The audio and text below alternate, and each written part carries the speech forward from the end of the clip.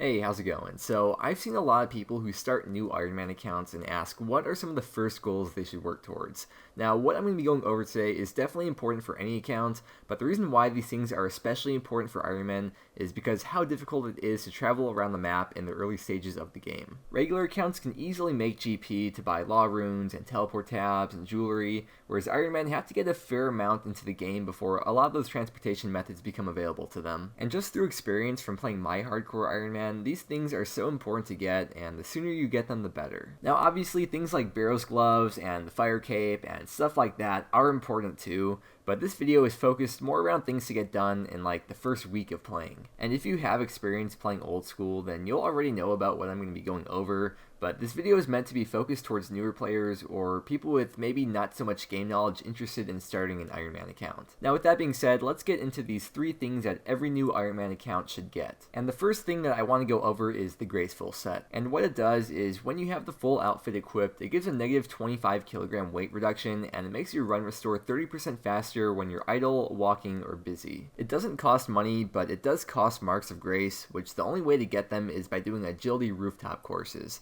And every time you start a lap of a rooftop course, there's a chance for a mark to spawn. A full set of Graceful costs 260 marks of grace, which depending on which course you're doing can take upwards of 15 hours to get. The fastest way to get the Graceful outfit is at the Canifis rooftop course, which you unlock at level 40 agility.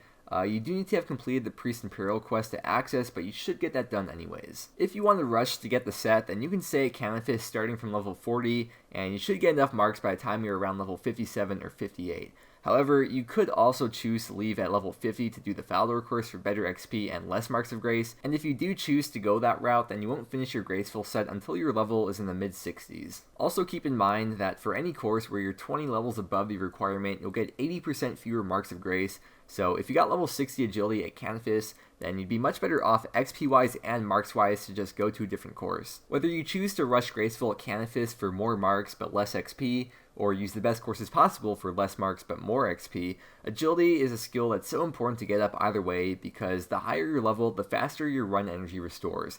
And I'll put a graph of the restoration rates up on screen now. So by getting the Graceful set, not only are you getting one of the most useful outfits in the game, you're also getting up agility for your run restoration, which is so important for an Ironman. Because like I mentioned before, it's very difficult to get around the game in the early stages, so this will help from getting from place to place as well as with questing and skilling.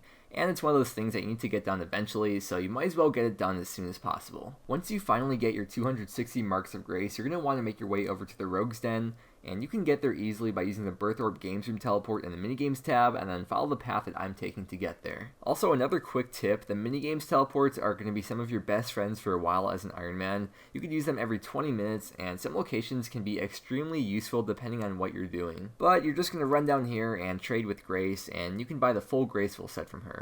And she also sells packs of Amylase crystals, which you can use to make stamina potions, but don't even worry about that for now, because you need 77 Herblore to make stamina potions, which you won't get for a long time. But moving on from Graceful now to the next important thing that every new Ironman should try to unlock as soon as possible is Fairy Rings. And what Fairy Rings are a transportation system that allow you to teleport between any of the Fairy Ring locations around the game. And there's currently 44 in the game, so by unlocking Fairy Rings, you essentially unlock dozens of new teleports. And in order to unlock Fairy Rings, you need to have started the Fairytale II quest and gotten up to the point where you talk to Fairy Fix-It. But in order to start Fairytale II, you need to have completed Fairytale I, which also requires you to have completed Lost City and Nature Spirit. And then the Nature Spirit quest also requires you to have completed Priest Imperial and the Restless Ghost. But these are all very easy quests, and there's no reason why you wouldn't be able to get these all done in your first week or two of playing. You can also ignore the quest requirements for Fairytale 2, because you don't need to complete the quest to unlock Fairy Rings, which seems to confuse a lot of people. You only need to start the quest, and this is Fairy Fix-It right here.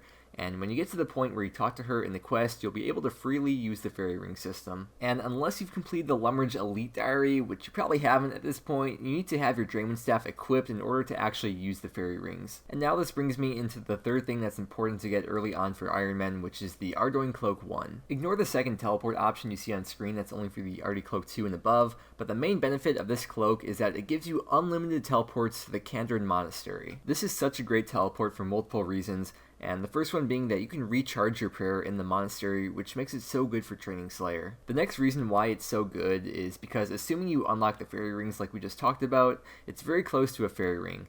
And before I got the Artie Cloak 1, I would home teleport to Lumbridge and run to Xanaris from there every time I wanted to use a fairy ring, which was such a huge waste of time. Another benefit of the monastery teleport is that it's so close to a spirit tree. And I'm not going to go in depth about spirit trees in this video, but spirit trees are another huge thing that are important to unlock as soon as possible as well. And then besides utilizing the teleports from it, the cape itself has some pretty decent stats considering how low the requirements are to get it.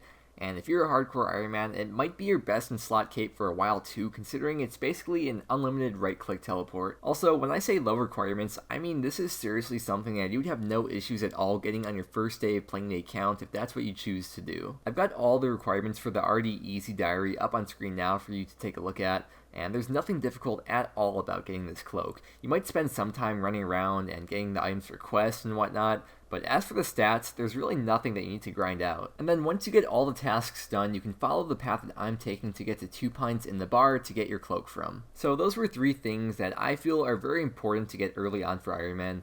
And of course, there are so many things that you need to do whenever you make a new account. So if you'd like, please feel free to post in the comments other things that you think are important early on for Ironman, or I suppose even for any type of new account to get. Now, the common denominator for most of the important things and just the best general overall advice I can give you is do as many quests and achievement diaries as you can. And you'll notice that just by doing those and meeting those requirements, you'll end up training a lot of skills and doing a lot of other quests. And it's one of the best ways to progress not only just an Ironman account, but any account. Also, I'm going to leave a bunch of links to the old school RuneScape wiki in the description which are relevant and that I think that you'll find useful. But if you have any questions or need any advice or want to give advice, please do not hesitate to post in the comments, and me, or hopefully someone reading the comments, will be able to respond and get back to you as soon as possible. But otherwise, I do hope this video was able to help you out in one way or another. I want to wish you the best of luck with whatever goals you may have on your account and with wherever your RuneScape journey will take you. So thank you so much for watching, I hope you have a great day, and I will see you again tomorrow.